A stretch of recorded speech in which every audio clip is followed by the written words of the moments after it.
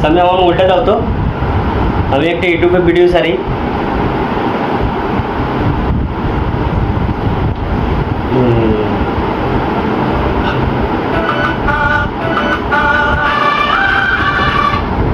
আজকে আমি নতুন একটা গানের মধ্যে ভিডিও বানাবো।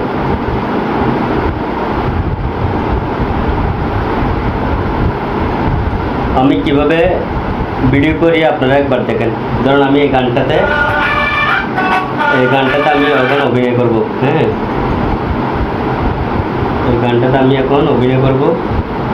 ফিল্টার লাগাবো, ফিল্ড লাগার পরে এভাবে ধরে ফোনটাকে এভাবে ধরবেন, এভাবে ধরে প্রথমে এভাবে করতে হবে।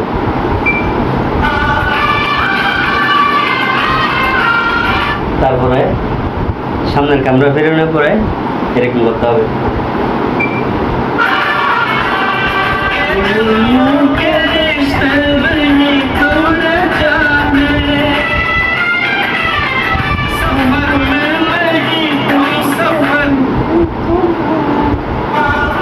এভাবে করার পরে তারপর আমরা এডিট করবো। এখন এডিট করার পরে কীভাবে আমি ভিডিওটা আপলোড দিচ্ছি দেখেন।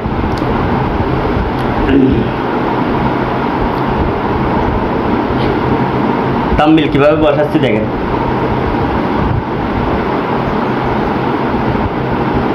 এত কষ্ট করে যদি 2-3 বছর ধরে ভিডিও ছাড়ি, সামনে যখন এগিয়ে যেতে পারছি না তখন একটু কষ্ট করি, এটা একটু আপনাদের সাথে শেয়ার করি।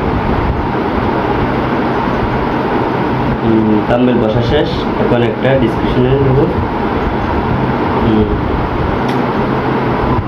আমার ভিডিওটা করা শেষ। এখন আমি কিভাবে টাইটেল দিচ্ছি দেখেন।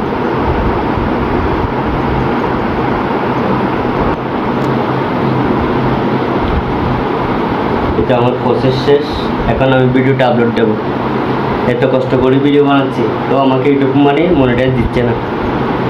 যদি ইউটিউব মানে ভিডিওটা দেখার পরে যদি ভালো লেগে থাকে আমাকে মনিটাইজ করে দেবে ইনশাআল্লাহ। আমি আমার নিজের ভিডিও, আমার নিজে কষ্ট করে ভিডিও বানাই, একটু সময় পেলে ভিডিও বানাই, আপনাদের জন্য কষ্ট করি। তাহলে কথা হচ্ছে এতটুকু, কীভাবে আমি ভিডিও আপলোড করছি দেখেন। আমার ফোন হচ্ছে এটা। আপনাদের দো ভালোবাসায় আমি ভিডিও আপলোড হয়ে গেছে যাচ্ছে।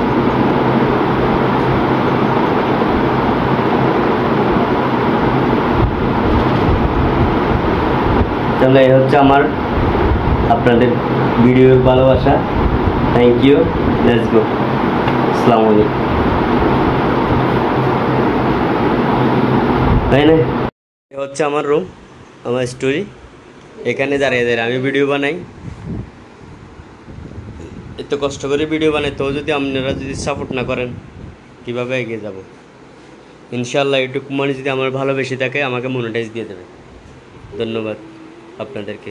আসসালামু আলাইকুম।